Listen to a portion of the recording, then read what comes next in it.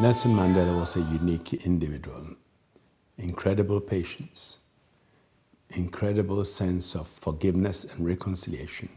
He disappeared as a young, forceful man who looked like a boxer. What he suffered, I think, is very well known to everybody. You know, he was breaking stones for, 10, 15, 20 years. Stayed in jail 27 years. And he came out as a white-haired giant.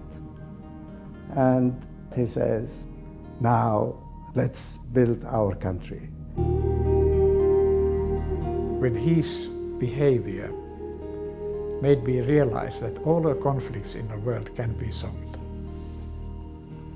And no one else did more than to help me to become what I am. One of the joyful things about Nelson Mandela was his sense of humour and his ability to tease and to flirt and to do everything that would take him off his pedestal.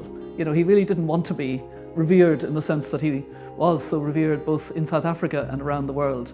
I made a state visit to Mandela, and this is very official, very formal ceremony, you see. Well, at one point during the banquet, he said to me, well, I would like to introduce you to each one of the people around here, at different tables. And a music started, and he was like, dancing, you see. I am not very used to that, but then I'll try to imitate him, So we're dancing to approach people. This was Mandela. One of the many initiatives that Mandela took was to bring together the elders. And we all who were asked said yes, because we were called by this prominent figure in all of our lives. It would have been unthinkable for any of us to have declined an invitation from Nelson Mandela.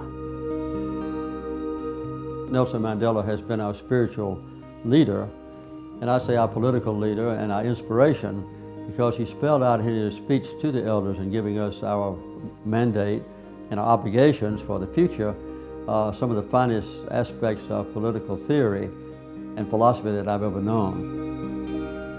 When you look around the world today and you see the violence from Middle East to Ukraine to Africa and all that, you ask yourself, if there were a few more Mandelas operating in some of these areas, what a difference it would make.